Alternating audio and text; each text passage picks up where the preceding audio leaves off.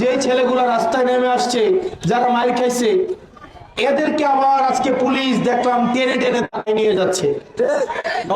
যে মেয়রের নির্দেশনায় আজকে যদি এই রাস্তার এই ছেলে মেয়েরা রাস্তায় না নেমে আসতো, আজকে আপনি মেয়র হইতে পারতেন না।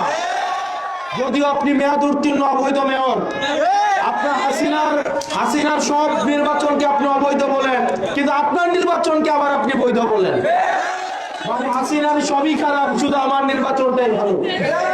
এই ধরনের বিচারিতা করে এই যে মেয়াদ উত্তীর্ণ মেয়র, এই মেয়র শিক্ষার্থীদের পিছনে এই পুলিশদেরকে লেলিয়ে দিয়েছে। আর পুলিশ ভাইরা, আপনাদেরকে কি বলবো, প্রত্যেকটা দিন আমরা আমাদের জায়গা থেকে পুলিশের স্বাধীনতা এবং সুরক্ষা নিশ্চিত করতে চাই। আপনারা আল্লাহর ওয়াস্তে আপনার সন্তানদের দিকে তাকায়া, ভবিষ্যতের বাংলাদেশের দিকে তাকায়া কোন দলের লাঠিয়াল বাহিনী হইয়েন না। পুলিশ লীগের পরিণতি আপনারা দেখেছেন, দয়া করে পুলিশ দল হওয়ার দরকার নাই। আপনারা লীগের পুলিশ হয়ে কি পরিণতি হয় সেটা আপনারা দেখেছেন।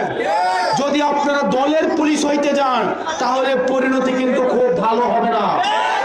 আপনারা বাংলাদেশের পুলিশ হয়ে উঠুন, বাংলাদেশের জনগণের পুলিশ হয়ে উঠুন, বাংলাদেশের জনগণ আপনাদের পক্ষে দাঁড়াবে।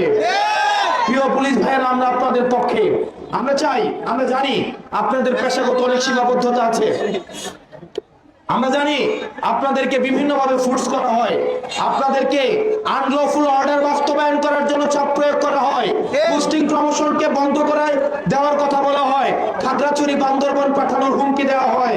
এই বিষয়গুলো আমরা জানি, কিন্তু আল্লাহর ওয়াস্তে এই দেশের দিকে তাকায়া, জাতির দিকে তাকায়া, এই স্কুল কলেজের বাচ্চাদের দিকে তাকায়া, স্কুল কলেজের ড্রেস পরা ভবিষ্যতের দিকে তাকায়া, আপনার সন্তানের দিকে তাকায়া আর কোন অন্যায্য অর্ডার আপনারা বাস্তবায়ন করবেন না।